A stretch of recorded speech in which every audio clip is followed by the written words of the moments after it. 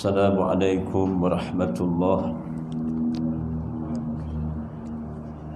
Alhamdulillah.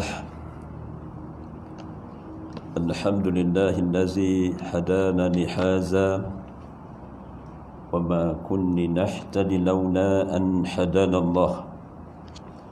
Asyhadu an la ilaha illallah wahdahu la syarika lah wa asyhadu anna Muhammadan abduhu wa rasuluh.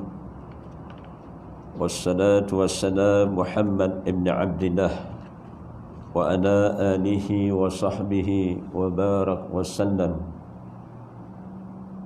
Ya arhamar rahimin ya rabbal alamin. Allahumma inna nas'aluka ilman nafi'an wa rizqan tayyiban wa amalan mutaqabbala. Wahai Allah, anugerahkan kami ilmu yang bermanfaat, rezeki yang baik dan amalan yang diterima. Wa sallallahu ala Muhammadin wa ala alihi wa sahbihi wa barik wa sallim. Walhamdulillah. Sekalian para tetamu Allah Subhanahu wa taala, pengurusi timbalan, pengurusi dan seluruh jawatan kuasa yang hadir, muslimin yang hadir, tetamu-tetamu Allah yang menyaksikan pertemuan pada malam ini.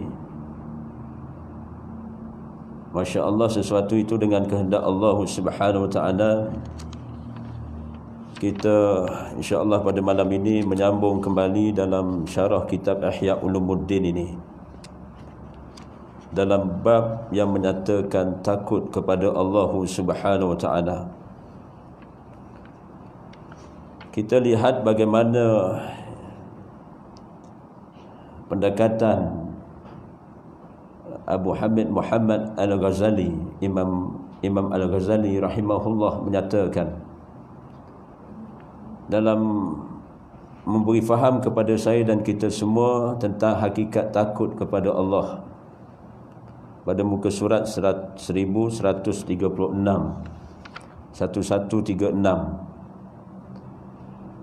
bagaimana menyambung syarah yang lepas dalam bicara yang ilmu yang lepas. Pada perenggan pada malam ini menyatakan, musannaf kitab ini menyatakan, musannaf yang mensyarahkan kitab Ihya Ulumuddin ini, Syekh Jamaluddin Al-Qasami, mensyarahkan dalam bab takut kepada Allah. Sesungguhnya takut kepada Allah itu ada kalanya disebabkan oleh sudah bermakrifah kepada zat Allah Subhanahu wa taala dengan sebenar-benarnya, serta bermakrifah pada sifat-sifatnya dan perbuatannya. Dia juga mengerti bahawasanya sekiranya Allah Subhanahu wa taala hendak membinasakan seluruh makhluk di dunia ini, pasti tidak ada yang dapat menolaknya, dan itu pun tidak akan menyebabkan kerugian sama sekali bagi zatnya sendiri. Tetapi ada kalanya timbul ketakutan itu adalah disebabkan oleh sudah banyaknya dosa yang dilakukan kerana banyaknya maksiat yang terus dikumpulkan. Inna lillahi wa inna ilaihi raji'un. Sesungguhnya kami, kita semua daripada Allah Subhanahu wa taala, kita semua akan dikembalikan satu hari nanti. Dengan saya yang wakil bercakap pada malam ini, ke semua yang menyaksikan pertemuan pada malam ini, termasuk semualah makhluk, akan menghadapi suatu keadaan, iaitu betapa azimnya Allah Subhanahu wa taala bila mana dia menghendaki, iaitu disebut di sini, sekiranya Allah Subhanahu wa taala hendak membinasakan seluruh makhluk di dunia ini, pasti tidak akan dapat menolaknya. Janji Allah akan sampai bila tiupan sangkakala yang pertama oleh malaikat Israfil. Berdasarkan dalil, tiupan sangkakala pertama oleh malaikat Israfil akan ganaplah muka bumi ini. Digambarkan dalam surah Al-Qari'ah ataupun surah Al-Ghashiyah, ataupun surah Al-Waqi'ah, ataupun surah Al-Haqqah, termasuk juga surah Zalzalah dalam juzuk Amma. Itu gambaran betapa peristiwa Yaumul Qiyamah pasti akan berlaku. Tapi sebelum kiamah yang besar itu, ada bunga-bunga bahasa. Allah Subhanahu Wa Taala Maha berkuasa. Disebut di sini bagaimana untuk memahami hakikat takut kepada Allah. Pertama, iaitu disebabkan oleh kerana seseorang hamba kepada Allah itu sudah bermakrifah. Makrifah ni apa? Pengetahuan kita. Pengetahuan kita kepada Allah. Dengan wasilah apa? Dengan wasilah kita mengenali Allah ni berdasarkan nama dia, sifat nama dia, asma dia, nama-nama Allah. Yang masyhurnya, majoritinya faham 99 nama. Tapi bila kita halusi nama-nama Allah maupun sifat Allah ni lebih daripada itu. Lebih daripada itu. Setengah pandangan ulama syarah lebih pada 99 nama. Apabila kita baca, kita tadabbur, kita rujuk orang yang mahir tentang ilmu wahyi.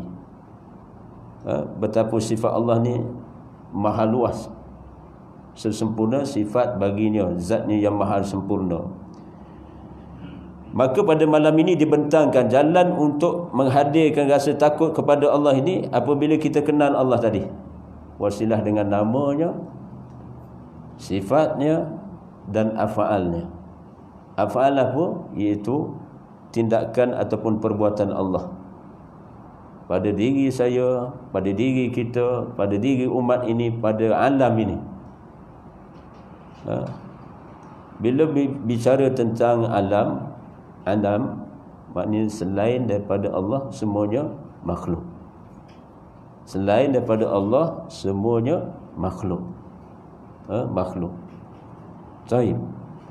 Dan disebut di sini bagaimana apabila telah faham, ada pengetahuan, yakni bermakrifah pada zat Allah dengan menyelami wasilah-wasilah yang tadi, nama, sifat dan afalnya, maka akan timbullah rasa takut kepada Allah. Rasa takut kepada Allah. Dan disebut oleh musannaf kitab ini, dia juga mengerti, maknanya seorang hamba kepada Allah mengerti bahawasanya sekiranya Allah Subhanahu Wa Taala hendak membinasakan seluruh makhluk di dunia ini, pasti tidak ada suatu kuasa yang dapat menolak. Kita kaitkan dengan peristiwa yang berlaku waktu semasa ini. Allah Rabbi, laporan semasa ini memang makin lama makin jelas betapa kudrat manusia ni very limited. Kudrat manusia ni terhadlah. Walaupun mempunyai kepakaran tertentu, dengan dicagarkan dengan logistik, hatta ketenteraan, kuasa tentera. Kita pun flashback balik ucapan di antara negara yang paling berpengaruh di dunia ini, iaitu negara China, negara kerajaan China. Pernah Prime Minister dia mengeluarkan satu kenyataan, tidak ada siapa yang boleh menandingi kuasa ketenteraan China. Yang boleh maknanya ditandingi. Maka pada waktu itu Allah ni sifatnya azim. Bila mana Allah Subhanahu Wa Taala pada satu ketika dengan kehendak ilmunya, maka Allah beri pengajaran. Rupa-rupanya pengajaran itu bukan terpakai untuk rakyat negara China saja, Rupanya dia terkesan kepada rakyat kita sendiri, rakyat negara Malaysia sendiri, hatta semua, melibatkan semua negara. Cuma bila Allah nak cetuskan satu musibah atau bala tu, dia ada punca dia lah, ada punca dia.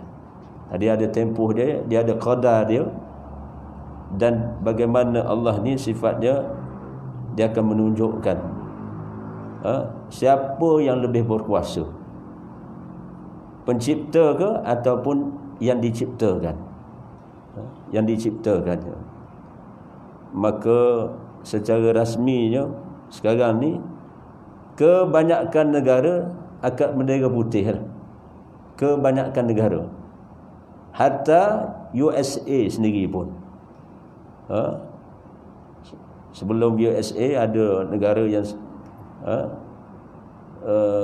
antara yang ada liability besar juga dari segi perubatan, iaitu negara Itali lah. Dan kita terima laporan semasa ni, antara yang kena coronavirus yang serius iaitu Itali. Bukan nak menyatakan Itali itu tidak punya kepakaran perubatan. Mereka cukup dari segi ubat-ubatan yang boleh menjadi penawar kepada virus itu sendiri. Tapi lihatlah bagaimana bila mana Allah Subhanahu Wa Taala menghendaki, maka dia tidak terkawal. Di negara Itali ini samalah lebih kurang di negara China, dan sekarang ni berjangkit sampai ke USA dan banyak negara di Eropah pun, termasuklah negara kita ni. Tu jangan kita ambil mudah perkara ni. Bila pakar-pakar memberi pandangan dan nasihat, maka kita yang ramai-ramai ni public, secara umumnya kita kena dengar nasihat pakar. Nasihat pakar. Walaupun makhluk ni kecil, anak cucu kita tanya apa coronavirus tu, kita sebutlah makhluk halus. Makhluk ni nak tengok dia kena pasang mikroskop, kena tengok, kena guna kanta mikroskop dengan saiz tertentu baru boleh nampak pergerakan virus ni. Kata setengah pandangan, operasi virus coronavirus ini dia biasa menetap di bahagian tekak. Tanda-tanda ni tanda-tanda setengah pandangan, iaitu dia boleh menetap dekat sini sebelum dia merebak jatuh ke seluruh paru-paru, ke seluruh sel tubuh ni. Dia boleh duduk di antara 2 ke 3, 4 hari di bahagian tekak. Dia duduk sini bahagian tekak. Jadi sesiapa yang batuk, ada simptom batuk, eloklah rujuk pakar perubatan ataupun pakar pegawai-pegawai perubatan yang berhampiran. Bimbanglah. Sebenarnya yang kes-kes yang dilaporkan semasa ini, subhanallah, antaranya disyaki. Nak boleh pasti dia kena masuk makmal, kena ambil kahak, kena ambil lendir tertentu ataupun bahagian-bahagian tertentu, barulah disahkan dalam makmal oleh makmal yang berautoriti lah. Jadi kita di negara kita ni antara lokaliti yang strategik untuk mendapatkan rawatan di hospital. Di antara diisytiharkan oleh kerajaan Malaysia pada waktu ini, antara lokaliti yang menjadi tumpuan hospital Sungai Buloh ataupun mana-mana hospital dalam negeri, setiap negeri ini. Baik. Apa pengajaran nak kita ambil tu? Nak kita ambil tentang keadaan semasa ni. Subhanallah, dengan tercetusnya adanya tersebarnya virus coronavirus ni, jadi orang masjid pun jadi takut juga. Yalah, yang bercakap ni pun bimbang juga. Kita bimbang jugalah. Kita nak batuk, nak bersin dalam masjid pun takut. Takut maknanya disyaki. Perasaan tu. Perasaan kita ni. Nak bersih, nak takut pasal maknanya mungkinlah public akan ini maknanya coronavirus ke apa ni. Dia kena bezakan sesama biasa ke, batuk biasa ke, batuk ada batuk ni berapa jenis. Jadi bukan mesti coronavirus semua sekali. Tapi ambil kaedah yang hati-hati, bimbang-bimbang lah. Bimbang pasal jangkitan coronavirus ni memang cepat, dia pantas. Pantas, dia bergerak pantas. Makhluk halus ni bergerak pantas. Jadi subhanallah, nak menyatakan di sini oleh musannaf kitab ini betapa ada kalanya timbul ketakutan itu adalah disebabkan sudah terlalu banyaknya dosa yang dilakukan kerana banyaknya maksiat yang terus dikumpulkan. Yang kedua, cabang untuk datangkan rasa takut kepada Allah, iaitu apabila seseorang itu dia menginsafi diri dia pendosa. Bila dia merasakan diri dia pendosa, dia akan rasa takutlah dengan pembalasan Allah. Maka timbullah rasa takut dia tu. Satu tadi saya sebut, bila kita kenal Allah ni berdasarkan nama Allah, Allahu Akbar. Dialah Maha Besar. Dia Al-Azim. Dia Maha Berkuasa. Ataupun kita wasilah dengan nama Allah dan sifat Allah ni, dia Al-Qahar. Al-Qahar ini yang Maha Perkasa. Maha Perkasa. Jadi yang Maha Berkuasa atas sekalian makhluk ni Allah, sifatnya Al-Qahar itu. Jadi bila kita selami secara ilmu, kita kena beriman. Beriman dengan keimanan yang telah digaris pandu dalam kitab Allah sendiri. Wasilah dengan ilmu wahynya sendiri. Betapa Allah ni ada nama, ada sifat dan ada af'alnya. Af'al dia bagaimana? Itu tindakan-tindakan yang dilakukan kepada umat-umat terdahulu. Apa berlaku kepada kaum Nabi Lut alaihissalam, kaum terhadap kaum Ad, kan disusun dalam surah Al-Fajr. Surah Al-Fajr. Inna rabbaka labin mirsad. Inna rabbaka labin mirsad. Sesungguhnya dia Maha mengawasi. Rabb yang Maha mengawasi. Sebelum tu, selepas tu ada beberapa ayat tentang wa fir'aun nazil autaz allazina tagaw fil bilad fa aktsaru fiha al fasad fasabba alaihim rabbuka sawta azab inna rabbaka labin mirsad. Baca tadabbur af'al Allah kepada kaum-kaum yang terdahulu, yang maknanya mereka ini kaum Fir'aun. Fir'aun tu sendiri mengaku Tuhan. Apa pembalasannya? Ya azabnya Allah Subhanahu Wa Taala. Termasuklah kaum Ad, penduduk kota Iram dan sebagainya lah. Jadi af'al Allah ni dia membalasi siapa yang zalim, siapa yang syirik, termasuk siapa yang fasik. Jadi kita ambil ibrah umum pada malam ini pada diri kita sendiri. Kalau kita buat lebih kurang, yang bercakap ni termasuk saya dah buat lebih kurang, tentu Allah ni dia ambil kira. Sifat al-muttaqin. Al-muttaqin ini iaitu Allah ni dia akan apa? Dia tangguh. Al-muttaqin ini dia balas balik. Dia balas balik atas amal perbuatan yang dilakukan oleh manusia. Siapa ada masa Allah ni dia bukan ada masa dia bayar tunai on the spot. On the spot lah. Kaum-kaum terdahulu dia buat keingkaran, maknanya dia berpaling tadah ke dia buat kefasadan, kadang-kadang ditunaikan cash money. Tapi mutahirin ini kadang-kadang uslub Allah ni begitu seni. Afal Allah ni begitu seni, dia tangguh. Nampak tak? Selama ni kuasa-kuasa besar ni dia sampai satu tahap dia dabik dada. Dia akan dabik dada, mana dia akan buat pengakuan dia apa?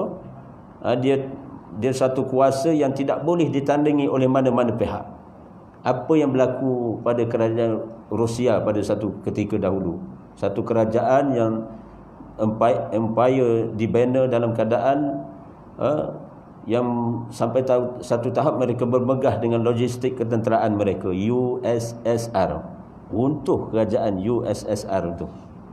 Kemudian naik USA, kemudian naik China. Jadi mudah-mudahan kita yang Muslim dan mukmin ini, kita harap naik juga kerajaan Islam. InsyaAllah naik juga kerajaan Islam seumpama kerajaan Turki. Tak apalah kalau kenal Prime Minister, Perdana Menteri yang ada ni, sepatutnya lah negara-negara ni dia kena kenal diri dia siapa, Tuhan yang sebenar tu siapa. Barulah dapat solution yang maknanya dia akan bertenang. Walaupun dia duduk atas, dia akan bertenang. Saya nak kias kepada negara-negara yang maknanya Prime Minister dia, Perdana Menteri dia, iaitu orang Islam. Maknanya ketika dia memangku jawatan Prime Minister ataupun Perdana Menteri ataupun Presiden dalam satu negara, sebenarnya poin yang paling besar iaitu soal akidah. Tu kita nak segah mandat ni, mandat pentadbiran dalam negara ni kena dengan ilmu, satu. Dua, kena dengan iman. Yang ketiga, kena ada takwa. Siapa yang diberi kuasa mentadbir dalam satu struktur termasuk negeri, apatah lagi negara, tiga ni pada saya lah dia kena ada. Orang yang berada di atas ni kena ada tiga foundation ini. Satu, ilmu. Tak apalah, masing-masing ada ilmu. Dua, iman yang sebenar. Tu nampak tak? Bila sampai satu tahap Prime Minister China ni, dia kan non religion, dia panggil apa ni, tidak ada agama, dia tidak percaya pada ketuhanan. Tapi bila sampai satu peringkat, maknanya dia kuasa ni ada very limited. Dia sampai satu tahap, maknanya dia sendiri dia terpaksa berfikir.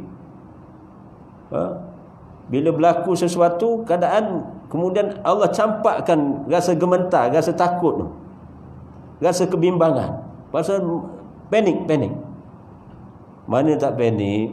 Mula-mula yang berlaku di wilayah Wuhan tu, apabila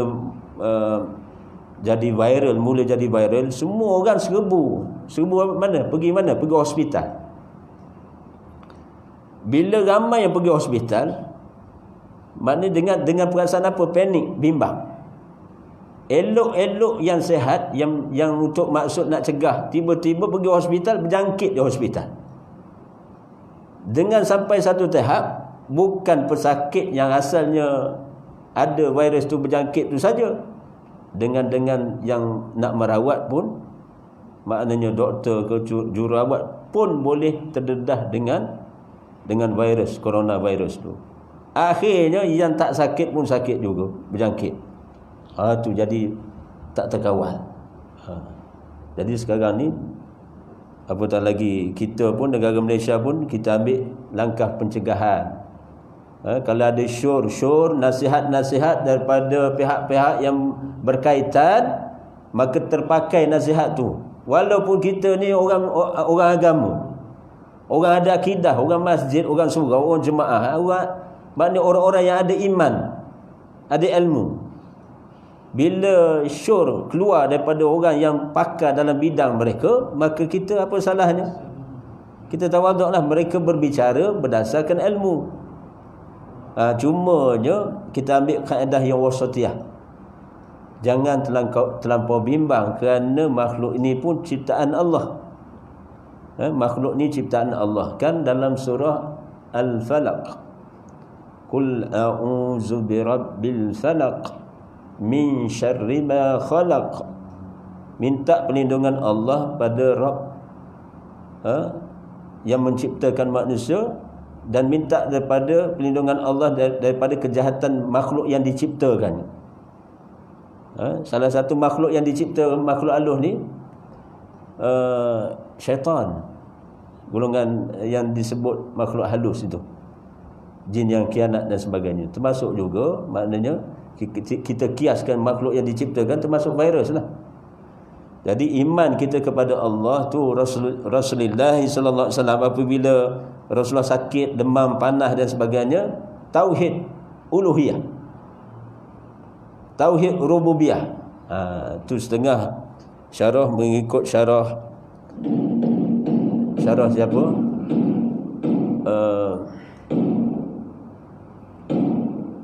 Imam Ibn Qayyim.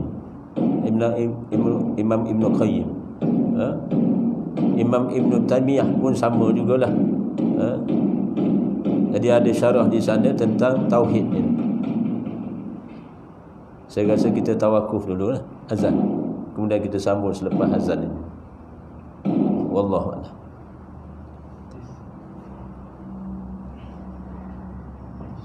Azan.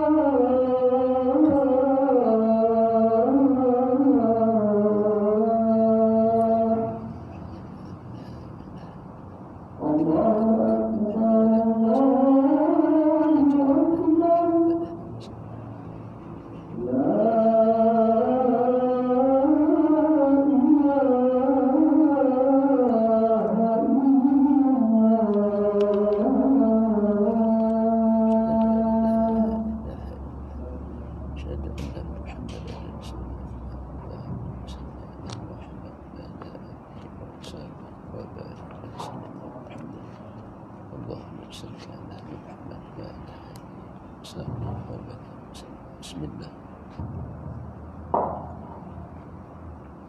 Bismillah.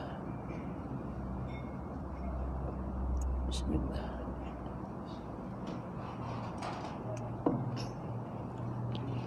Allahumma salli ala Muhammad wa ala alihi wa sahbihi wa barik wa sallim. Sekalian para tetamu Allah Subhanahu wa taala, bagaimana saya menyatakan tadi, Rasulullah sallallahu alaihi wasallam ketika sakit, demam dan sebagainya, Rasulullah sallallahu alaihi wasallam akan melazimi surah Al-Ikhlas. Surah Al-Ikhlas. Tadi pada mukaddimah tadi dinyatakan bagaimana mengenali Allah wasilah dengan nama, sifat dan af'alnya. Akan hadirlah rasa takut kepada Allah. Seumpama kita membaca dan mentadabbur surah Al-Ikhlas, kita akan kenal Allah itu siapa. Contoh, bila kita menyatakan Allahu Ahad, Allah itu satu, hanya satu, wahid, dia tunggal. Allahu Samad, Allah tempat tumpuan sekalian makhluk meminta, bergantung harap. Jadi bila mana Rasulullah SAW ini, dengan rasminya Rasulullah sendiri mengungkapkan suatu kaulih akan baginda sendiri, dengan Rasulullah menyatakan ana akhwafukum lillah, ana akhwafukum lillah, akulah manusia yang paling takut kepada Allah antara kamu semua. Ana akhwafukum lillah.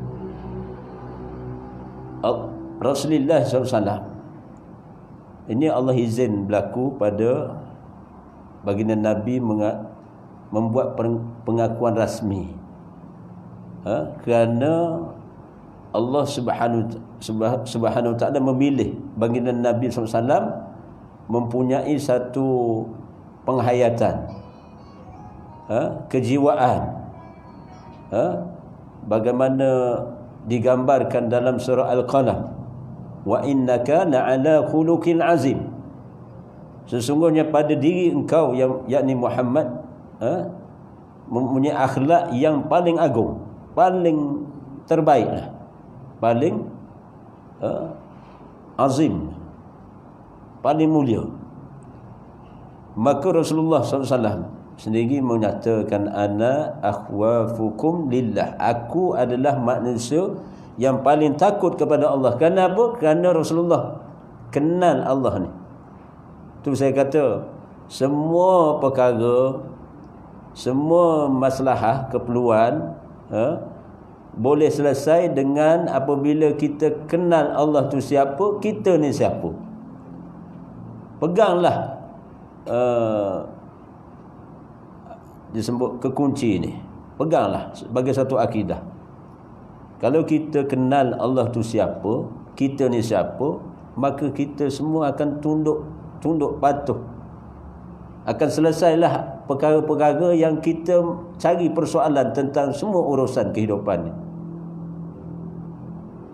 Ditambah lagi kita lihat bagaimana kauliah Nabi SAW di waktu pagi dan petang. Rasulullah melazimi ucapan mengingati Allah seumpama begini, ya hayyu, dengan wasilah ismullahil azam, ya hayyu ya qayyum birahmatika astaghis aslih li sya'ni kullahu wa la takilni illa nafsi tarafata ain.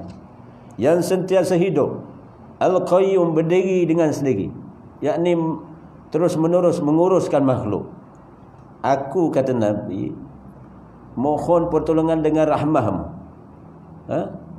Maknanya kita bila memahami hakikat seumpama Rasulullah sebut ni, Al-Qayyum, Ya Hayyu Ya Qayyum birahmatika astaghis. Aku memohon rahmah dengan pertolongan. Aku memohon pertolongan dengan rahmah-Mu. Perbaikilah segala urusanku. Janganlah engkau menyerah nasibku pada diriku sendiri walaupun sekelip mata. Allah Rabbi, kalau siapa yang perasan manhaj ataupun sukatan tauhid Rasulullah kepada Allah, betapa Rasulullah ni, walaupun Rasulullah ni insan terpilih dijamin syurga, kedua-dua belah kaki daripada atas sampai ke bawah, tak ada maknanya tak ada sel dalam tubuh Rasulullah ni, semuanya dijamin syurga. Ini orang pilihan Allah. Tapi maknanya Rasulullah sendiri mengungkapkan kalimah doa ini, dijadikan zikir. Maka kita boleh ittiba' sunnah. Ittiba' ni maknanya ikut kaulah Nabi. Bayangkan kalau kita sandarkan, cagarkan diri kita ini, pertama kita ada adab dengan Allah. Bila nak minta ni kita lapit dengan Ismullahil Azam. Itu disyarahkan oleh para alim ulama. Sebelum nak berdoa, mana ada hajat, kita angkat kemuliaan, keagungan, betapa azimnya Allah ni. Antara sifat Ismullahil Azam, nama-nama Allah yang agung, iaitu Al-Hayyu, yang sentiasa hidup, Al-Qayyum, yang terus-menerus menguruskan makhluk, berdiri dengan sendiri tanpa sebarang hajat, tanpa maknanya bergantung pada sesiapa, melainkan Allah saja yang mentadbir alam ini. Kemudian kita mohon pertolongan dengan rahmat Allah dalam semua urusan. Kemudian kita sandarkan, maknanya biar Allah lah susun atur kehidupan ini. InsyaAllah hikmah, bila kita ulang sebut, sehari kita sebut begitu, 3 hari kita sebut begitu, biasanya 7 hari kita sebut 40 hari. 40 hari kita sebut begitu, Masya Allah, jiwa ni Allah akan campakkan kerohanian yang kuat dalam hati. Memang benarlah nanti Allah akan jelmakan dalam hati kita ni satu jiwa, satu hakikat tentang keimanan. Maknanya yang boleh memberi manfaat mudarat ni Allah. Kita perasan tak perasan, kita ini kan dalam tempoh di ambar Ramadan. Cuba kira balik, tak sampai 40 hari Ramadan akan, maknanya insya-Allah selagi ada rezeki umur, maka kita akan dapat berada dalam satu bulan, iaitu yang disebut Ramadan Al-Mubarak, bulan yang penuh barakahan. Sebelum terlupa, maknanya sengaja saya sebut ini, kenapa manhaj yang dilakukan ataupun yang dihayati oleh para sahabat didikan Nabi SAW, mereka buat persiapan tentang penghayatan Ramadan ini 3 ke 6 bulan lebih awal. Buat preparation, maknanya secara ilmu, secara iman, barulah bila masuk Ramadan, Masya Allah, boleh kutip hasil lah. Tu saya ulang balik lah. Untuk saya repeat benda ni, saya ulang balik supaya benar. Kenapa telinga saya lebih dengar, mulut saya lebih hampir dengan telinga saya lebih hampir daripada lidah saya bercakap. Dan mudah-mudahan ucapan ini terpakai pada semua yang mendengar pada malam ini. Apa tadi saya nak maksudkan? Apa tadi Imam? Persiapan ada. Bila Ramadan, kita akan dapati kebanyakan kita akan dapati satu keadaan nanti masjid dan surau akan dipenuhi oleh para jemaah. Jadi yang ada depan saya ni, saya sangka baik, dan kita pun sangka baik dengan sesiapa saja sebenarnya. Kita sebut ni sebagai kita share, kita kongsi. Agama ni boleh dihayati, berkembang kerana perkongsian.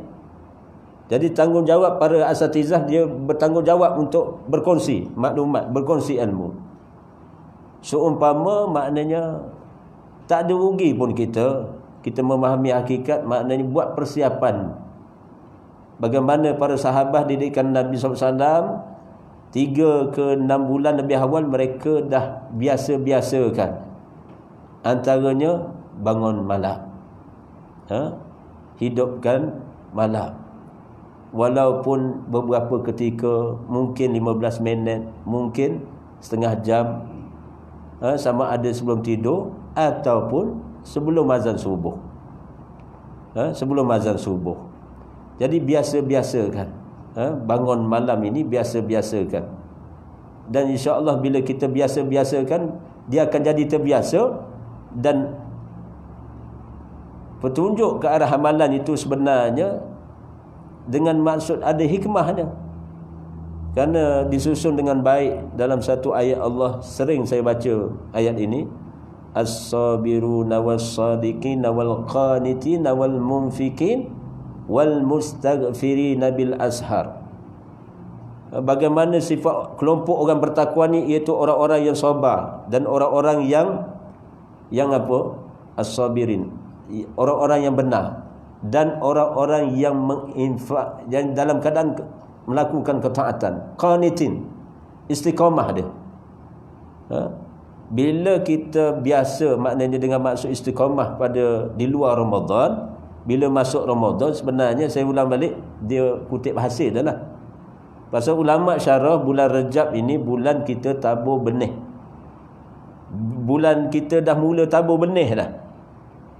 Kemudian bulan Syaban nanti kita pastikan pokok ataupun tanaman yang kita nak semai, kita nak kutip hasil itu, maknanya kita bubuh baja dalam bulan Syaban. Kita jaga pokok yang kita dah semai bulan Rejab ini, tak sampai 10 hari dah tinggal bulan Rejab ini, maka kita bubuh baja dan kita jaga pokok tanaman. Kemudian bila masuk Ramadan dah kutip hasil dah. Bukan satu Ramadan baru nak tanam. Bila satu Ramadan baru nak tanam, maknanya nak tunggu 30 hari hujung tu baru boleh hasil. Maksudnya nak sebutnya mujahadah. Mujahadah para sahabat, apatah lagi Rasulullah SAW. Rasulullah ni bila Ramadan berlalu, di penghujung Ramadan, Rasulullah SAW akan sedih sebab maknanya berasa hibah untuk, maknanya bagaimana Rasulullah akan rasa satu perasaan. Kan perasaan dengan maksud apakah ketemu lagi tak Ramadan yang akan datang.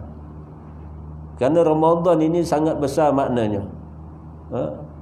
Bayangkanlah kalau kita menepati dengan satu malam Lailatul Qadri khairum min alfi syahr. Itu pakej yang istimewa. Tapi sebenarnya dalam satu Ramadan sampai 30 Ramadan, amalan-amalan fardu kan berlipat kali ganda nilainya. Amalan-amalan sunnah diberi ganjaran amalan fardu. Dia punya imbuhannya. Jadi, dan dalam bulan Ramadan sendiri ada pakej. Berapa dalam satu? Ada rahmah, ada barakah, ada redha Allah. Jadi untung sungguh, maknanya saya dan kita semua biasa-biasakan. Biasa-biasakan amal-amal seumpama tadi.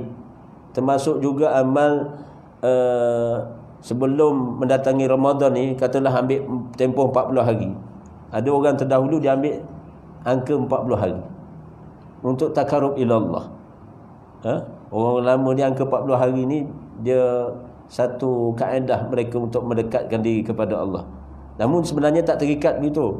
Nak berubah ni sebenarnya 5 minit boleh berubah, 10 minit boleh berubah kalau Allah menghendaki.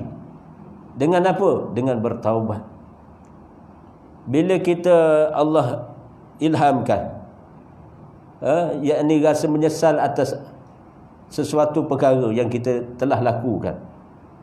Tadi imam tadi kan dia baca tadi apa? Sayyidul Istighfar. Berapa minit Sayyidul Istighfar tu? Tak sampai 5 minit. Kalau baca 3 kali, mungkin sampailah 3 minit. Allahumma anta rabbi la ilaha illa ant khalaqtani wa ana abduka wa ana ala ahdika wa wa'dika mastata'tu a'udzu bika min syarri ma sana'tu. Aku berlindung denganmu, dengan Allah, kepada Allah daripada kejahatan yang pernah aku lakukan. Maknanya kita rasa menyesal atas perbuatan kita. Semua orang sebenarnya ada salah lakunya, termasuk saya ni, termasuk kita semualah. Rasulullah yang maksum pun istighfar. Rasulullah sendiri baca Sayyidul Istighfar tu. Rasulullah syorkan kepada para sahabat, kerana hikmah bukan apa. Rasulullah tak baca pun tak apa, tapi hikmah yang Rasulullah, maknanya hasil daripada Rasulullah pesan bagaimana dalam mafhum hadis fadail amal tentang Sayyidul Istighfar ni, siapa yang mengungkapkan pada malam hari Sayyidul Istighfar dalam keadaan dia tawajuh hati dia menyesal, kemudian dia mengakui itu, Allahumma anta rabbi la ilaha illa anta, dia sedar diri dia sebagai hamba, Allah pun cipta, kemudian disusun dengan baik kalimah Sayyidul Istighfar tu, kita faham, kita baca apa yang kita faham, subhanallah. Itulah disebut di sini oleh musannaf kitab ini, apabila kita di antara keadaan yang boleh menimbulkan rasa takut ni, kita apa? Kita menyesal atas apa yang telah kita lakukan. Kerana kita teringat azab Allah lah. Bila baca Quran, bila baca hadis-hadis Nabi, mendengar nasihat-nasihat agama, adanya pembalasan-pembalasan, termasuk azab Allah kepada hukuman Allah, balasan Allah kepada orang-orang yang ingkar ni. Kan biasa kita dengar dalam surah Al-Mulk, dalam surah Al-Mulk ataupun surah-surah walaupun juzuk amma, ada kan maknanya pembalasan Allah pada orang-orang yang ingkar ini. Kita dengar azab Allah, betapa neraka ini begitu azab dan sebagainya. Sebenarnya bila kita dengar demikian, Masya Allah, kita kena, di waktu itulah akan timbul rasa takut kepada Allah Subhanahu Wa Taala. Namun demikian, ada kalanya disebabkan oleh kedua-dua perkara di atas itu, iaitu makrifah pada zatnya, dan juga kerana terlalu banyaknya maksiat, malah ditambah pula dengan kesedaran tentang keburukan diri sendiri, insaf kepada keagungan Allah. Sesungguhnya Allah Subhanahu Wa Taala sedikit pun tidak memerlukan apa-apa daripada makhluknya, tidak pula diminta untuk bertanggungjawab mengenai apa-apa sahaja yang dilakukan olehnya, sedangkan seluruh makhluk akan ditanya tentang amalan masing-masing.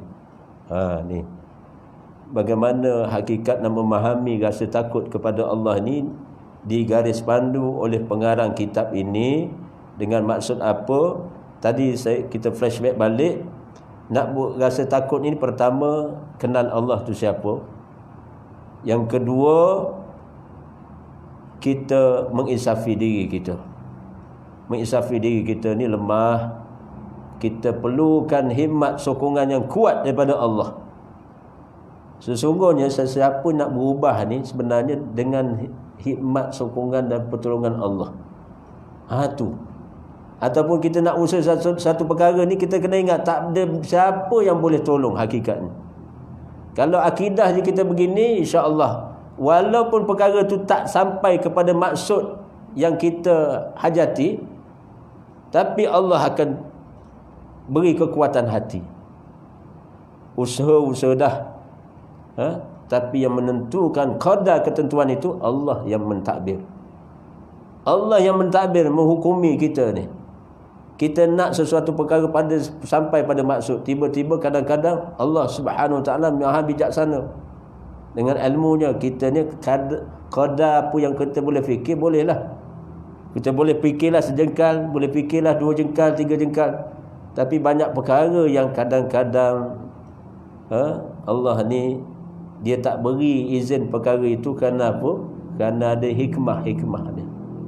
Hikmah-hikmah ni lah yang mana sama ada musibah ke bala dan sebagainya, bila dah berlaku barulah ada pengajaran nanti.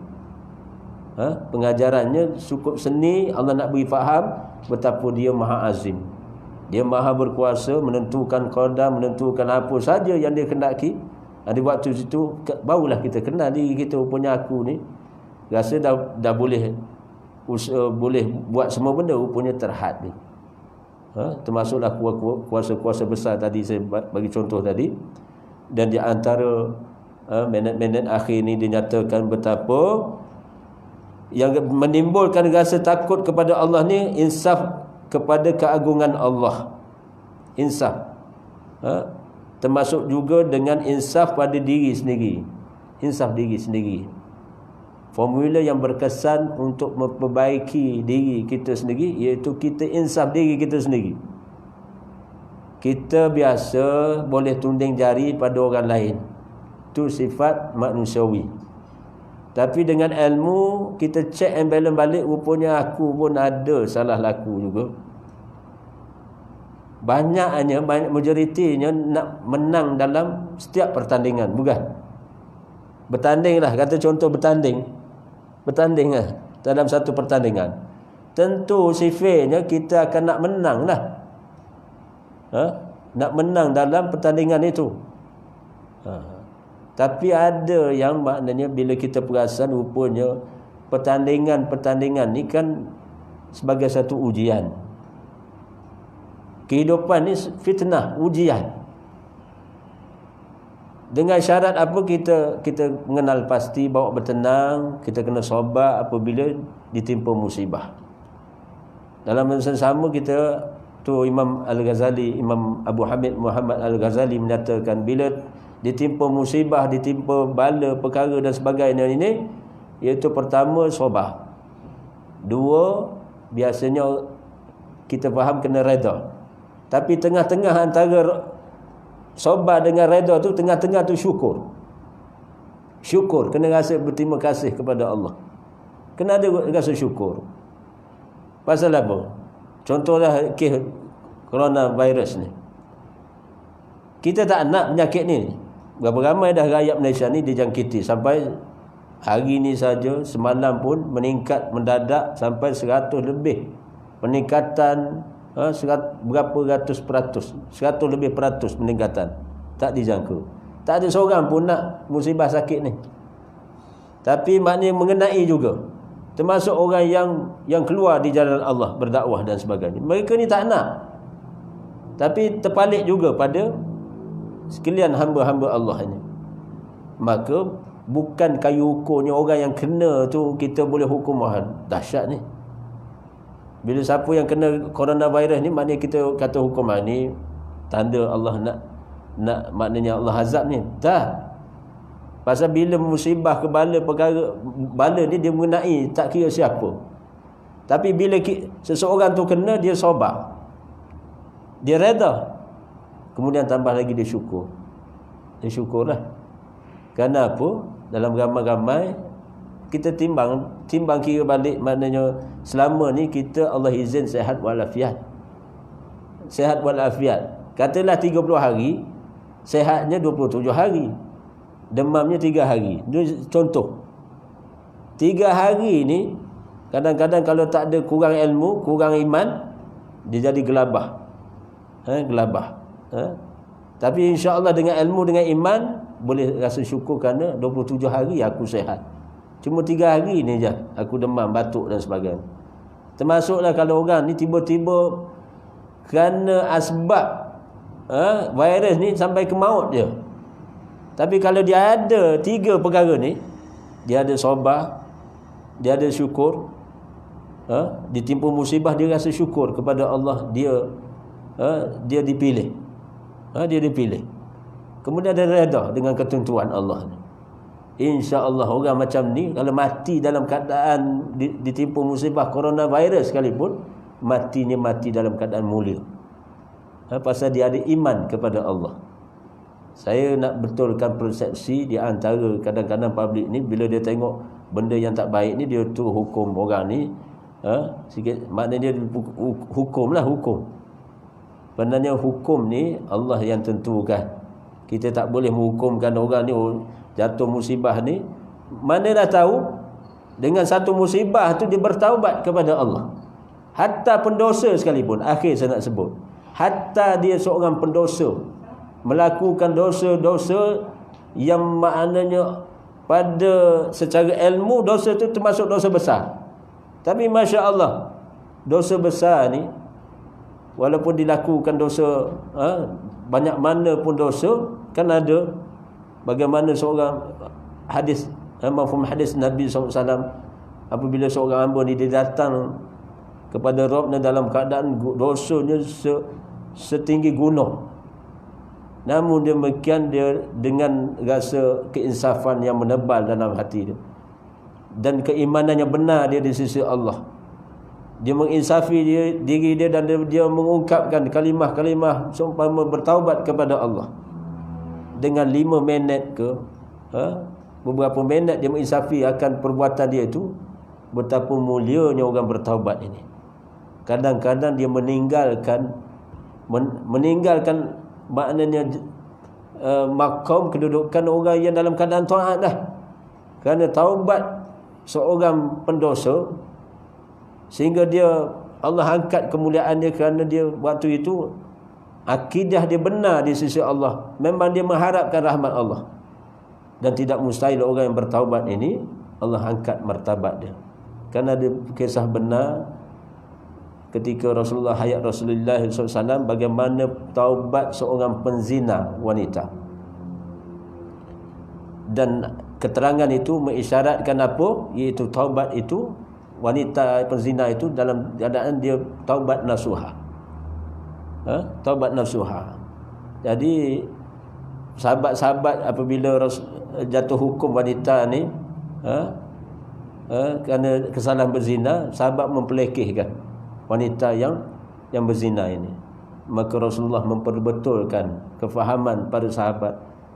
Tahukah kamu betapa taubat wanita ini lebih mulia maqamnya daripada sebilangan disebut berapa puluh 30 ke 40. Dia ada disebut, seingat saya ada disebut tentang keimanan iman yang ada pada wanita itu. Kerana apa? Nilai iman dia kepada Allah. Dia bersiap sedia, dia reda dengan hukum Allah. Masa hidup dunia ni biar Allah kafarah. Kafarah dosa dia. Kesanggupan dia, hati dia dikuatkan begitu sehingga dia sanggup menerima hukuman seadanya dengan syariat Allah. Maka di waktu itulah Allah Subhanahu wa ta'ala memuliakan orang bertaubat ini. Jadi akhirnya saya nak sebut, inilah bulan Rejab ini para ulama menyatakan banyakkan kalimah memohon ampun kepada Allah. Di waktu sahar tadi dan orang-orang yang memohon ampun di waktu sahur. Waktu sahur ni iaitu 50 qada bacaan Rasulullah SAW. 50 ayat. Rasulullah baca 50 ayat itu qada sahur baginda Nabi SAW. Maknanya nisbah 15 minit ke setengah jam lebih kurang begitu. Maknanya tempoh sebelum azan subuh ni pakat-pakat dah. Pakat-pakat maknanya dah selesai ambil wuduk ke, sebelum ambil ketika bangun tu dah sebut dah dulu sepatah alhamdulillah, kalimah hamdalah, kemudian la ilaha illallah wahdahu la syarikalah lahul mulku wa lahul hamd wa huwa ala kulli syai'in qadir wa la haula wa la quwwata illa billah Allahumma ghfirli, wahai Allah ampunilah aku. Kemudian hamba ni sekiranya dia menyempurnakan wudu, kemudian dia bersolat, maka solat dia diterima dan doa dia akan ditunaikan. Dia akan dapat pakej 3 dalam 1. 1, Allah akan ampunkan dia. 2, maknanya Allah akan terima solat dia walaupun 2 rakaat ataupun ditambah 1 rakaat witir dan sebagainya. Kemudian doa dia waktu sahur itu sangat mustajab di sisi Allah Subhanahu wa ta'ala. Jadi ini pakej yang sesuai pada semua orang, tak kira muslimin muslimah, terpakai. Jadi azan, sebelum azan subuh pakat-pakat buat pengisian, maknanya apa qada yang kita mampu 5, 10 ke 15 minit, kita bertenang dengan Allah waktu itu istighfar. Astaghfirullah, la ilaha illallah huwal hayyul qayyum wa atubu ilaih. Saya sebut di sini, saya sebut banyak di beberapa tempat, kerana lafaz umpama ini sekiranya satu ketika dahulu dia lari kesalahan ada orang, maknanya bila dia nisbah dosa dia seumpama dia lari daripada medan perang, bila dia ungkapkan kalimah astaghfirullah, kemudian dia bertauhid kepada Allah, la ilaha illallah huwal hayyul qayyum wa atubu ilaih, yang sentiasa hidup, al-qayyum, dia menyeru nama Allah al-qayyum, ya hayyu ya qayyum, astaghfirullah, la ilaha illallah huwal hayyul al-qayyum wa atubu ilaih, dan aku bertaubat padanya, pada Allah. Jadi orang ni kalau dia lari daripada kesalahan, dia pernah lari pada medan perjuangan, medan peperangan, maka Allah akan ampunkan dia. Jadi kita boleh check and balance balik, sebelum kita berada pada bulan yang penuh barakah itu, bulan Rajab ini, bulan kita semai benih keimanan. Kemudian bulan Syaban kita tabur, kita bubuh baja dengan ketaatan, rancakkan ketaatan, maknanya puasa antara 1 hingga nisfu Syaban nanti. Kemudian kita bersedekah, melakukan amal-amal kebajikan, termasuklah juga merancakkan solat-solat sunnah dan sebagainya. Dan maka bila masuk Ramadan, kutip hasil dah, kutip hasil dah. Jadi cukuplah sekadar ini pada malam ini. Terima kasih atas perhatian. Sekadar ini yang mampu pada malam ini. Yang lainnya saya serah dalam ilmu Allah Subhanahu wa taala. Istaudiukumullah wallahu alam, wabillahi taufiq wal hidayah. Wassalamu alaikum warahmatullahi wallahu a'lam. Terima kasih.